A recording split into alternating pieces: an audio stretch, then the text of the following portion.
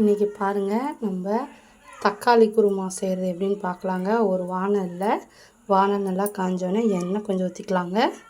எண்ணெய் காஞ்சோடனே நம்ம கட் பண்ணி வச்சுருக்க வெங்காயம் பூண்டு கொஞ்சம் சேர்த்திக்கலாங்க.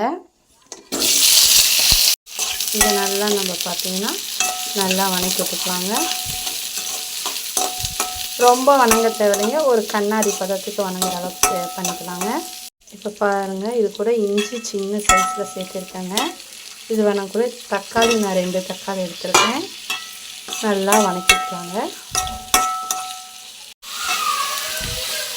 இது கூடயே பார்த்திங்கன்னா கசகசா, கொஞ்சோண்டு சோம்பு, பட்டை ஒரு 2, கிராம்பு 3, 2 ஏலக்காய் சேர்த்துருக்கேங்க. அதையும் ஆட் பண்ணிக்கிட்டு நல்லா வணக்கிடுங்க. இது கூட பாருங்கள், திருவி வச்சுருக்க தேங்காய் கொஞ்சம் சேர்த்துக்கிட்டேங்க. இதை ஒரு வணக்கி விடுங்க. இது கூட பார்த்திங்கன்னா நம்ம வீட்டில் அரைச்சி வச்சுருக்க குழம்பு தூள் 2 ஸ்பூன் சேர்த்துக்கலாங்க. நல்லா சேர்த்துக்கிட்டு லைட்டாக ஒரு பச்சை வாடை வர வரைக்கும் கொஞ்சோண்டு நல்லா வணக்கி விட்ருங்க. நல்லா மிக்ஸ் பண்ணாட்டி நல்லா வணக்கி விட்டுக்கோங்க. உங்களுக்கு வேணும்னா உப்பு இதிலே சேர்த்துக்கலாம், இல்லைன்னா நம்ம அரைக்கக்குள்ள கூட சேர்த்துக்கலாங்க. இதை பாருங்கள், இந்த மாதிரி வணங்கிடுச்சு. இப்போ நம்ம ஆஃப் பண்ணிடுறாங்க. இப்போ பாருங்கள், நம்ம வணக்கி வச்சுருந்ததை அரைச்சிட்டாங்க. வாங்க இப்போ தாளிப்பு போட்டுக்கலாம்.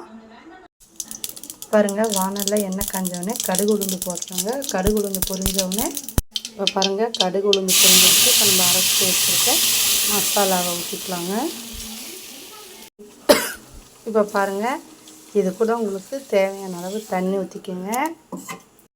இப்போ பாருங்கள், இது கூட கொஞ்சம் மஞ்சத்தூள் சேர்த்துக்குங்க. அதுக்கப்புறம் நம்ம இதில் உப்பு சேர்த்தாமல் இருக்கோம், கல் உப்பு உங்களுக்கு தேவையான அளவு சேர்த்துக்குங்க. சேர்த்துக்கிட்டு நல்லா கலக்கி விடுங்க.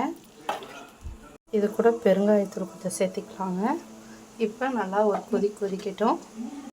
இப்போ பாருங்கள், நம்ம குழம்பு நல்லா எண்ணெய் திரண்டு வந்துருச்சு. கொதிச்சு ஒரு 10 நிமிஷங்க. ஒரு கொதி வந்தோடனே சிம்மில் வச்சு ஒரு 5 நிமிஷம் நல்லா இந்த பச்சை வடை போகிற அளவுக்கு கொதிக்க வைங்க.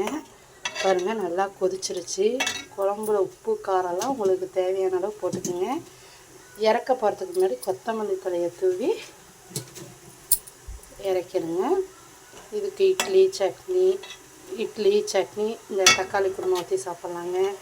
இது வந்து பார்த்திங்கன்னா தோசைக்கு சாப்பிட்லாம், அப்புறம் வெண்பொங்கலுக்கு சாப்பிட்டா நல்லாயிருக்குங்க, சப்பாத்திக்கு சாப்பிட்லாம், நல்லாயிருக்கும். நீங்கள் ஒரு டைம் ட்ரை பண்ணி பாருங்கள்.